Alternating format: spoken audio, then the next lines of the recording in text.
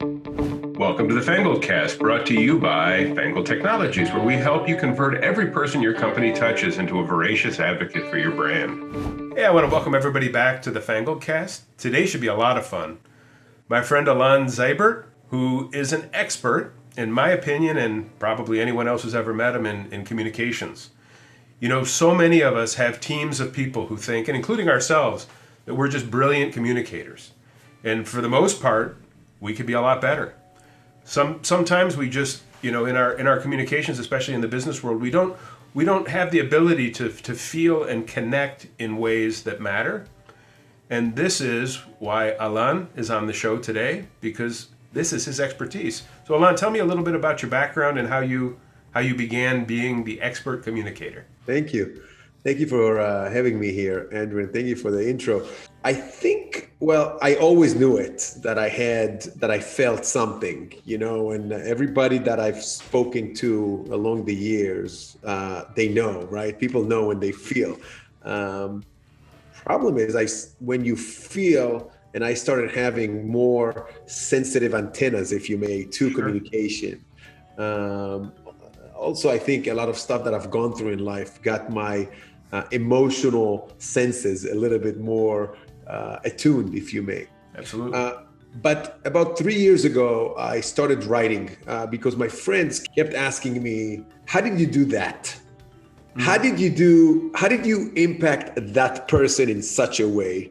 And for me, it's always been, I don't know, I was just being me. And I was a little happier, a little more open than everybody, a little bit more direct, and a little bit getting away with it. So I started on a journey of trying to figure out what is that. You know, it's interesting. It's interesting you bring that up because everyone's talking about this effect called the Dunning-Kruger effect, which is how do people that don't really know much think they're experts? Yeah. The opposite side of that research is how is it that there's some people who are just really, really good at something that they do, but don't recognize why other people don't have that ability. And it's fascinating that you discovered that and actually did some writing to discover how is it that I'm able to do that and other people can't. It's interesting. So it's not only that I was trying to figure out how is it that I can do that and others can't, but what is that exactly? And if I can package it somehow, unpack it and call it something. And so I called it Emotional Relevance. And roughly 3 years ago, I started writing a blog about it. And back then I was also managing a sales team for a large corporation. So I had the ability to try things out with methodologies of teaching them and working with them, and let's try it out and see how it works. So it was a perfect environment for me to try things out and refine them. Yeah, it's when I look at different ways of teaching communication, teaching listening, teaching these different things, the one thing that's always missing is the actual results that people get. I know, the self-help world, there's a million books, and of course it's always the same thing with new names. For example, in the marketing world, there was a thing called learning personas. Now they call them avatars. But in your case, I've seen people who've taken some of your webinars and in a very short time recognize ways to be impactful so that you're not like a perfect example, a guy who's constantly in sales sending notes to people. I sent out a proposal. I'm just checking in. What's the word? And how unimpactful that is. And I'm curious if you've got some stories of people who've applied your work and really had incredible results in terms of their profession. I think it comes from really the feeling. Everything that I do, everything that I talk about with emotional relevance has to do with feeling. And once you take somebody through an emotional experience, when they feel something, it sticks deeper, right? Most of us here in corporate America have been educated, have been programmed to follow some sort of a script, some sort of a program, some sort of a mechanism. I've worked with many sales training companies. I've gone through sales training myself, got certification and all that. Eventually, Andrew, you and I know it's pretty much all the same. Somebody told me the other day, it's just like a workout program or a diet, right? There's so many out there. It really doesn't matter which one you take, as long as you adopt to the whole thing, as long as you implement, as long as you follow the whole thing. And so that's why there's so many sales techniques, and they have enough customer base to try it out and test it and get the results. But it's all at a level of some sort of a template, right? What I did is started feeling things. And when I started feeling things, I started researching neuroscience, emotional intelligence, all those fields, psychology. Look, I didn't invent anything except for the term emotional relevance. I just put it together in a way that, Sure. if you may, while corporate America is teaching us not to share emotions in the workplace, not to make friends in the workplace, God forbid, hug somebody in the workplace. On the other end, there is our needs as human beings. Needs, not wants, Andrew. Need. Yep. We need to feel connected. We need to feel socially accepted and part of a group, right? We need to feel supported and hugged, whether it's virtually or physically. Yep, absolutely. Imagine a person who doesn't feel all of that, getting in their car in the morning, commuting to the office, to the place where they don't have an emotional connection, where they don't fit in, and how miserable that life must be. Yeah, no, completely. And so I'm getting to, you asked me for a story. I'll give you two quick stories. Good. Because a lot of what I do is around trust, right? Once we establish trust, a deeper level of trust, the openness level goes up, then the relationship is better, the openness for sales related stuff goes up, and so everybody wins. It's a win-win. And by the way, I work primarily with folks who are selling sophisticated solutions, not necessarily tangible off-the-shelf products. Sure, sure. Things that require relationship and long-term and cross-selling and upselling. So one story is sometimes when I do an exercise with clients, then let's say two people together from the same department, and I ask one, tell me two things that you know about the other person that is personal but is not work related. And 100% of the time, 10 out of 10, they will come with something like, oh, they like coffee. Yeah. Now, how shallow is that? Now, but here's the trick. Now, when I push them a little further, and now the other person shares something personal, right, that nobody else knows. Once they start sharing, everybody feels it, even if they're online.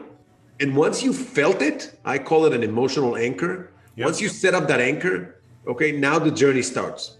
What I teach is to set up the emotional anchor, but then how do you trigger that anchor again and again and again in order to make that relationship that much tighter and much more open? So here's the story. One of my customers was sharing that she had her daughter come in the middle of a Zoom call, right? And she sat on her lap. And, obviously in today's world where everybody does everything, online, it's not such a big thing, So what I said, okay, so without knowing it, you kind of used it as an emotional anchor, because she shared that somebody on the other side of the call said, oh, my daughter is about the same age. And then her daughter actually was holding a little drawing that she wanted to show mama, right? So anyways, she asked the nanny or somebody to take the daughter. They kept the call. And I said, okay, let's use it. When is your next call with that customer? It's in 2 weeks. Okay, awesome. You created some emotional anchor. It doesn't have to be anything crazy, right? But as soon as somebody related to it and reflected on their daughter, so everybody can reflect to that, they had some emotional experience, they shared it, they felt it, so it's been anchored. Now, 2 weeks later, I asked her to do is to take that drawing, frame it, right, and bring it to the call. And say, hey, guys, remember this? This is what you wanted to show me. As soon, hey, even me telling you the story right now, I can guarantee you're feeling something. You're feeling some emotional relevance to that, because in your mind, without you knowing it, right, your old brain and back of the mind is working towards, oh, it's kids, and you relate it to your kids, and you relate it to family, and so you bring that drawing and you do whatever it is that you want to do with it, just show it. You trigger that again. Now they experience again an emotional experience. Okay. All of a sudden, the entire vibe of the relationship changed. The trust level went up. She shared with us amazing things that followed, right? So it's that mechanism and technique. How do you do it? How do you utilize it? Yep. I want to focus a little bit on the word relevant, because in most of these sales training things that are out there, and again, it all started with the Zig Ziglar and all those guys before, and then came the neuro-linguistic programming concept as it adapted to sales, which the guys like Tony Robbins and all these other self-help, it's all been sort of an evolution. But the word relevant, so you kind of get this training, like if it's a guy's thing, hey, you're from such and such city, how's that team going? Because guys will just assume that if you live in Pittsburgh, you're a Steelers fan, or if you live in Cleveland, you like the Indians. And it's so irrelevant because, for example, myself, who's not interested in sports at all, I know that somebody really doesn't have any interest in knowing about me because they're making assumptions. Hey, Andrew, how are the Browns? I don't know. I don't watch. So the relevant part of that has a lot more to do with observing and listening than it does of just making assumptions, and that's important. 1,000%, Andrew. Listen, first of all, there's doing your homework, right? If you go to talk to somebody, a prospect, etc., and you don't look on their LinkedIn, exactly, on their Facebook, etc., so you get their hobbies, you get their volunteers, you get their interests. So that's basic, right? Yeah. I'll tell you the other thing is when it gets to men, Andrew, it's really hard in today's modern Western world for men to share emotions without being seen as weird, bizarre, awkward, weak. But when you do talk to another man one-on-one, they will share with you, oh man, yeah, I feel the same. Yeah, I think to qualify that statement and what you just said is important. One-to-one, men are far more apt to share than when they're in a group. Because it just, yes, especially our generation. I think we all are, but men in particular when it comes to emotions. And I am thrilled to see online these days a lot of men group that are popping up, but I've joined two that sizzled and disappeared after a month. Yep. Because we are still not there as far as, middle-aged men who just want to share emotions with other men. I mean, if I meet somebody, a colleague, a customer, doesn't matter who, okay? And I like them and I want to hang out with them. I want to be friends with them, actual friends, to get to a point where I trust them and I share and I open up and we hang out and we get to a point where we just sit next to one another without saying anything. Mm-hmm. How the hell do I do it? Yeah. Well, especially now that we're all doing it over the Zoom world. But yeah, it's interesting. And there's certain levels of relationship within the business world. And I think a lot of people misunderstand where they are in that spectrum of you're a guy I do business with, done, to, hey, we can do business together and be friends. And even if we're not doing business together, we really have something in common. We like each other and we're buddies. And Andrew, there's a research that shows that the US is one of the highest touch phobic societies in the world. Yep, I think just the Canadians beat us in this part of the world. and you talk to, it's a reality. But if you think about it, based on work that I've done in research and read from our part of the world, but you're right. No, it's not even my research, but what I'm looking at this is the impact, the cultural impact, the behavioral impact of it in the business world, right? But the way around it is, in my opinion, right, is those feelings that we're talking about. Mm-hmm. I did an exercise with a customer the other day, and I said, let's role play, okay? And if you don't mind, Andrew, let's do it, you and I, right now. Sure. I'll put you on the spot. Why not? I'm already on the spot. We'll do a little exercise. Hopefully it works with the audience as well. The answer is I like coffee. Huh, how did you know? So let's say we are, I'm selling you something. Mm-hmm. Doesn't matter what it is, a software of sort, a CRM software. Okay. Okay. You are a VP of customer success team, Okay. account management team. Okay. And you're using a CRM today, but you're looking to something else. We never talked. You saw a little email campaign that we sent out, and now we want to talk. And we're doing it on Zoom. I've done that before. Yeah, I'm sure you have. Earlier today, probably already 30 times. You don't know me at all.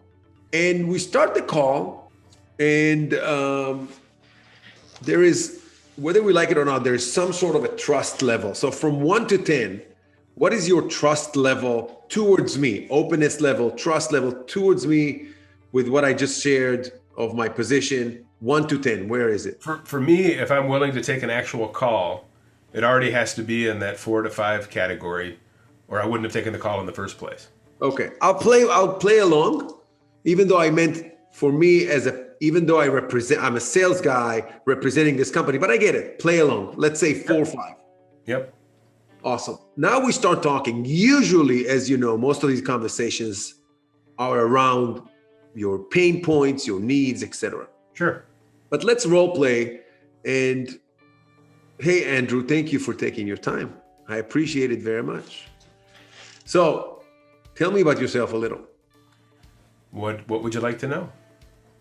Well, I'll tell you, this weekend, I barely slept because high adrenaline. My daughter, who is 14, by the way. Do you have kids, by the way? I do. I have three daughters. 3 daughters? Yeah. All daughters. How old are your daughters? But she's 30, what is she now? 36, 31, and 22. Oh, wow. So my daughter who's 14 is at a volleyball team, and they have a tournament. They're getting ready to go to states. And I'm one of those who go on the sidelines and yell like crazy. That guy. Yeah. So I am so excited for it. And my oldest daughter, who is roughly around the age of your youngest daughter, she just got back from 2 years in the military. Oh, wow. Yeah. Is your daughter still with you at home, or are they all? All mine are on their own, doing their own thing. Is it hard? No. No. You miss having them around, but at the same time, watching their successes and their growth and what they're doing, and how much passion they have in what they do. It's raising the grandkids and in their professions. It's fantastic, and we get just the right amount of time together. When it's time to be together, we're together. All right, let's pause for a second. Sure. The last 15 seconds, did you feel it? Of course. Yeah. Okay. I hope the audience felt it as well, which is something for me that is fascinating. I'm researching a lot about, feelings in the virtual world, creating the feelings of togetherness, But let me ask you this. At that point, your brain, your soul, your gut, whatever it is, where are you from 1 to 10 on the trust level? Right at this point where we're talking about the kids. Clearly much higher than we started, because you're asking me things that are actually relevant to me. Whereas, and I'll give you an example why I think this is great, is I'll get in a conversation with a sales guy, and it's they hit on the sports thing, fail. Then they want to talk something political, which I'm not interested in having that conversation with someone I'm doing business with, fail. And the trust level keeps going lower and lower because you did something they don't. You asked me. You didn't just assume something and then throw the question out there. Now, mind you, we don't know each other very well. We didn't prepare for this. And everything I shared with my daughters is all true. Absolutely. Right? It's all true. The techniques and methodologies I work with, you have to be genuine. You got to be, but you also have to be confident enough to be able to share yourself. And that triggers the other side, whether we like it or not, to share back. Mm-hmm. And then we create that emotional connection. So yes, it's relevant, but it's also emotional. I will tell you something about relevant, because a brand loyalty is also impacted by how irrelevant it is, right? I booked myself. I ordered for my son shoes online from Adidas, and I always look at the experience, right? The buying experience. I love that kind of things, and I bought it online, and I got an email confirmation that was really large with just the important data that I need, which is the date when it's coming. That's it. That's all my son cares. Yep. And it has a calendar picture. It also offered me on the email to be able to track the package, and that they would notify me through Facebook Messenger or text the status of. And I thought, this is great, because they're taking away the burden of me worrying. Yep. It's super relevant because that's the data piece that I want. It's the personal. Okay. On the email itself, though, there was an ad, right? It was an ad next to the little calendar picture of when it's coming, which is the most important. There was an ad, same size ad, big ad for a women's sports bra. Yeah. Completely irrelevant to what you bought. Completely irrelevant, but the impact of it is this. I'm distancing now myself away from that brand. Yeah, they don't know me. The same distance that I would get closer to them, now I'm getting away from them. Yeah, I'm working with a software for distributors that came from an idea. But the same story you're telling, I bought a gas grill once from Home Depot. And for What, I'm sorry? A gas grill for barbecue from Home Depot. Yep. And for the next 6 months, every ad that came from Home Depot was for a gas grill. And I said to myself, how stupid could they be? Don't they have data? Can't they go back and say, people who bought gas grills, 90% of the time their next purchase was this? And they could be selling me spatulas, outdoor furniture, gazebos. There's so many things that gas grill buyers buy. But one thing's for sure, if I just bought a gas grill, it's going to be a few years until I need another one, unless it sucks. Yeah. Unless it falls apart in the first year and I have to replace it. This also goes to what you mentioned earlier, which is around, check in, the email to check in, right? Yeah. How many emails do you get? Oh, I'm just checking in. And if you were to send that email, here's my theory. Yeah. Right? Yeah. It's not mine, but we need to be in the top of their mind of our potential buyers constantly. Why? Because when they're ready to buy, when the trigger is there, you want to be the first they think of. Absolutely. If you are not there for a month, 2 months, doesn't matter, in the top of their mind, and then it happens when they need it, and they will go to somebody else that happens to be there. Yep. So to stay on top of their mind, it doesn't mean I'm checking in, because that triggers some annoyance, that triggers some just leave me alone. But if you add value, if you talk to them emotionally, talk about them. Yeah. If you send 2 weeks later an email to everybody with the picture of your daughter that she wanted to show you when she came to that session, and she drew it, and say, hey guys, I just wanted to show you, this is the final drawing of the picture. Yep. That's it. Yeah. That's it. You are on the top of their mind. You don't have to be on top of the mind for that specific sale. You're building a relationship, for crying out loud. Absolutely. Right? Think about the times that you knew somebody was a dog lover, and you contact them and say, I saw this amazing picture of the same dogs that you're in love with. You love standard poodles. Here's a picture of one out hunting with his, or the person tells you that they're really into the theater. And you ask them a question, say, hey, such and such is coming to town. Have you ever seen this performance? I want your opinion. Or, hey, I know somebody who has an issue that your products solve. Who should I talk to in your company? So all of that stuff is what you're doing is you're getting, people love to talk about themselves. They love that people are interested in them. And keep in mind, I asked you, be known as the expert. Keep in mind, I asked you questions earlier in our role playing that you didn't have to think about the answer. Right. You didn't have to think about it. It's all natural, right? It doesn't make it harder for you. Now, this goes all the way, what you just mentioned, to the part of the homework that I said earlier. If you don't go and do your homework as a salesperson, as an account manager, to find out about your prospect, everything you can, right? That's on you. but it's an ongoing thing.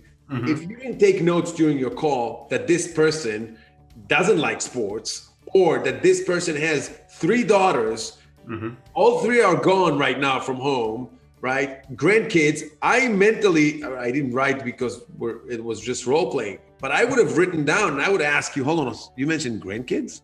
Yeah. Are you a granddad? Absolutely. Okay, but that's it. Yeah. That's for me a whole new hole of emotions that I'm swimming in with you right now. You being a grandfather gotta be something amazing for you. By the way, personally, I'm super interested in that because I'm emotional about family and relationship and all that stuff. Yeah. But I'm sure it's going to trigger a lot and give me more data for later on. Hey, am I using it towards trying to make an easier sell? Absolutely. Is it a bad thing?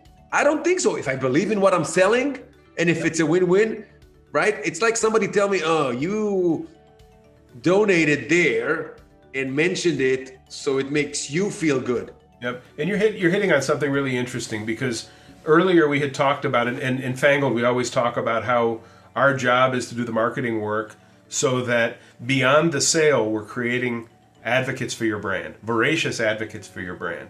And that's both on the sales side and on the customer service side. And from my training as a therapist, there was always this concept of you meet people at their model of the world and bring them to yours. Because you can't, so imagine in customer service, a customer just got delivered the wrong item and they're really mad. They got to go to the UPS store, they got to box it up, they got to ship it back. There's that whole thing going on. And if you address that person from this idea of relevance and connecting and anchoring to them, that you're there out of a spirit of service and kindness to understand and recognize their pain and their upset, you can make that anchor. And that person, even though your company screwed up, you prove your worth and increase that brand loyalty and they'll come back. So I got frustrated with, I think it was Apple. Really frustrated about something. It was unlike Apple. Anyways, I called them up. I'm pretty sure it was Apple. I called them up and they put me on hold on the call. And as they put me on hold, I hear a recording that says, so kind of cool and nothing too official. While you're holding, we have 3 types of music for you to listen to. Yeah. Which one do you prefer? If you like jazz, hit 1. If you like, rock, hit 2. If you like classic, hit 3. And I'm thinking to myself, A, they piqued my interest here. B, I don't feel like I'm frustrated waiting online. Yeah. 3, it's relevant to me. Yep. If they're smart, they're probably taking notes of the selection so they can offer it next time, show me that they're thinking of me. And of course, they're thinking of me. Yep. So I'm already, like, if I came at 80% rage, I'm at 15. Yeah. Well, let's take it to the other direction. I'm really angry at company X. They completely screwed up my order. They did something, the product I bought that had a 5-year warranty, they're not, I can't get it fixed. And I call them and they put me on hold for a minute and the hold button is saying, our customers are the most important people. Your satisfaction is number 1. And you hear this line of empty fluff and the guy gets back on the phone and says, well, because you don't have the exact original receipt, you only have a copy of your receipt, we can't help you. And you go, holy crap. When you get tossed around and everybody who picks up the phone like, okay, give me your details again. I just punched them in for the 4th time. Yeah. Right? Yeah, let me give you an example. This weekend, my father asked me to help him with a project at his house, and I'm not going to say the name of the company, but it's a big box construction material home improvement store. And my dad's wife had returned some product that they used on a previous project and got a card with a store credit, okay? So we go through and we can't find what we need. Finally, I find a person, I get it in the cart, we're gonna check out, and we give them a card that his wife got credit for when she returned some items. They refused to take it because my father's driver's license number didn't match the driver's license number of his wife who got the credit, okay? So that's enough to get you a little annoyed. So then I said something. Andrew, let me tell you something real quick. We are all, as service providers, going to screw up. Yep. At one time, depends on what level, we're trying to minimize it as much as possible. Yep. But hear me out here. If we don't do the work to get emotionally relevant connection in an ongoing basis, to build, to get the trust and openness, the personal openness throughout our ongoing relationship with our customers, when we do screw up, their tendency to leave us, to trash us, to not forgive us is much higher than if we did. Yep. And that's interesting, because what happens, the cashier then, who obviously doesn't have training in customer service that you and I would have provided, says, well, if they're not here, you can't use the card. Do you have another way of paying? Yeah. So wait a minute. That's my money on the card. It's a credit. It's my wife. How about I call my wife and get the driver's license number for you to punch in? No, if I can't see the driver's license. And so basically you're seeing me as a criminal. You're thinking that as your customer, I'm here to rip you off. No. So can I see a manager? So the manager comes over and tells me that I should have known better because they told me when I got the card. I said, if they told me when I got the card, the driver's license would have matched. But it cycled down to the greatest thing to tell if somebody needs customer service training. Sir, this is a corporate decision. You'll have to take it up with them. Well, there you go. That's what I was getting at. But, every team I've managed and worked with, at one point, I asked them a question. Who's paying your salary? Yep. And if the answer is, well, my boss, my company, then I know they don't have the right mindset. They don't understand. If the answer is the customer, yep, this is where we need to start, because it's not just the answer, it's my customer. It's a whole philosophy, a whole culture. If I understand that the customer is actually the one paying my salary and I work for the customer, then I may have more tendency towards trying to find a solution versus, kick him up the chain to corporate. Customer will be the first to elevate your company and also the first to fire you. Exactly it. Yeah. Agreed. So in terms of, I know that you've got several programs and things that you offer.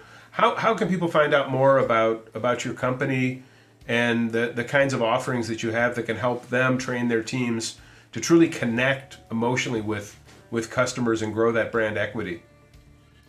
So first of all, alonzaibert.com is my website, and you can sign up there, reach out to me anytime. I recently launched a program I call The Power of Presence Without Being Present, which is a 10-week program for the virtual world, right? To do everything we discussed, including storytelling and including preparing for actual, calls online and all that good stuff through a 10-week program for sales teams or account management teams.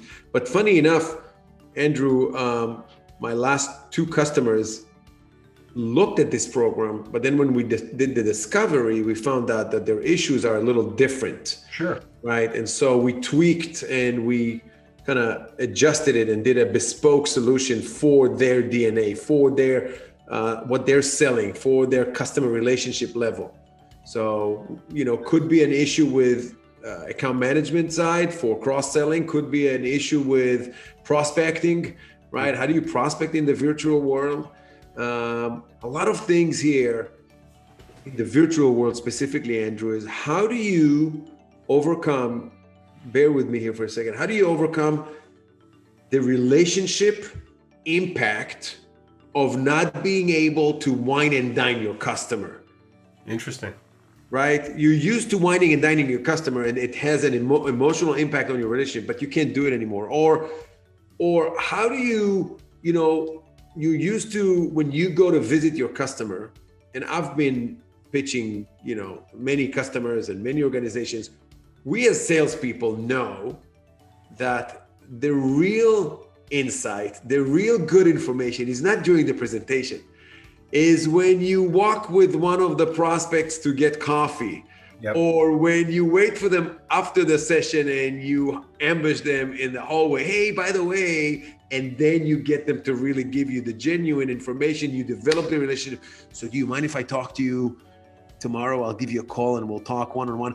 How do you overcome these that you don't have the face-to-face right now? And there are techniques and things, Sure. the way to do it. It's all emotional, through emotional mechanisms. So that's part of what I do. Yeah. My last question always is the same when I do these podcasts. What didn't I ask you that I should have asked you that would be good information for our audience here? You told me to put you on the spot. Here you go. Something personal. Ask me something personal, Andrew. Anything personal. What would you say of all the clients that you ever worked with gave you the greatest impact result to brag about? The impact result? I don't consider it a personal question, but I'll give you an answer. Okay. You know what? Screw it, Andrew. No, ask me a personal question. A personal question? Yeah. When you're not working and you're looking for something for you, not your family, for you, what's the one thing that you love to do more than anything else for you? Perform. I sing. I didn't know that about you. That's fantastic. I love the stage. I love the spotlight. And we created a cover band here in Atlanta a couple of years ago for fun. It's cheaper than a shrink. So yes, that's my outlet.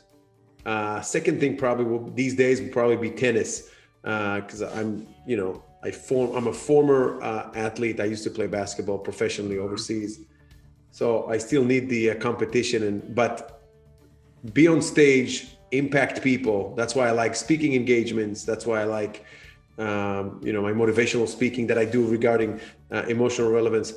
So being there. Today it's on Zoom, but it's the same impact. Being there and impacting live the people. Just to be clear, it's not yodeling or death metal, right? No. No, we just do 80s, 90s, 70s rock. How fun. I love that. I love that to know that about you. That's great. It fits. Yeah. Thank you. All right. Well, this was fantastic. I really enjoyed the conversation. I hope the folks listening get great things out of it. I hope so. If you've got a sales team or a customer service team or a function in your business that really wants to have better impact, that really wants to be able to connect, this is the guy you should be talking to. And all of his information has been showing up as we've been going along at the bottom, and it'll also be in the notes.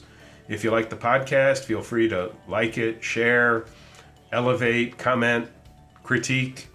I guess you could send up smoke signals, whatever it takes. Enjoy the Fangled Cast, and we look forward to seeing you the next time. Have a great one. Brought to you by Fangled Technologies, where we help you convert every person your company touches into a voracious advocate for your brand.